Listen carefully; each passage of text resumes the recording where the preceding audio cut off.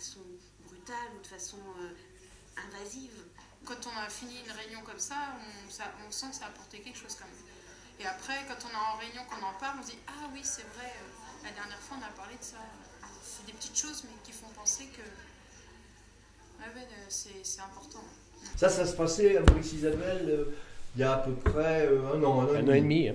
Qu'est-ce qui s'est passé depuis? Saint-Péran a perdu un délégué communautaire au sein de la communauté de communes et j'ai donc dû laisser ces dossiers à d'autres. Ça veut dire qu'aujourd'hui, à la communauté de communes, ne siège plus qu'un seul élu de Saint-Péran. Exactement. La liberté qui était donnée aux communes de déléguer un certain nombre d'élus par commune a été nettement rétrécie. Donc on s'était réparti les choses avec Isabelle. Je prenais la mairie, bon, c'est ce qu'on avait convenu, et Isabelle, première adjointe, prenait une vice-présidence à la communauté de communes. Et nous étions 2 représentants à la communauté de communes.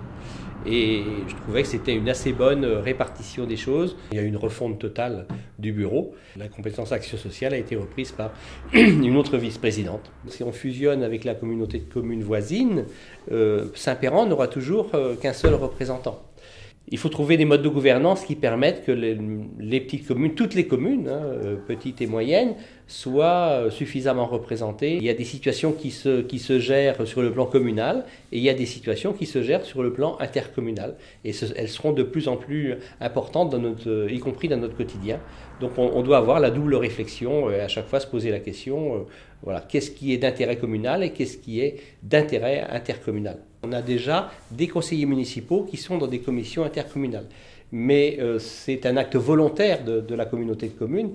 Il faut non seulement que cet acte perdure, mais dans la mesure où les compétences de la communauté de communes vont devenir de plus en plus nombreuses et importantes, et que la communauté de communes en elle-même risque de s'élargir, ça va devenir essentiel et ça demandera encore plus d'implication aux conseillers municipaux.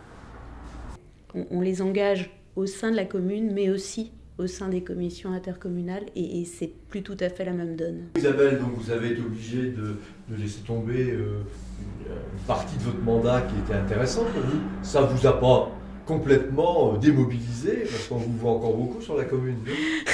Ça ne m'a pas démobilisée. Je suis tout de même partie du principe... Enfin, je suis humaine, donc je ne dis pas que ça ne m'a pas affectée. Bien au contraire, ça m'a affectée. C'est bien pour ça d'ailleurs que je ne participe plus aux commissions au sein de la communauté de communes, parce que je pense qu'il aurait été compliqué d'être toujours positive et de continuer de faire avancer ces dossiers-là.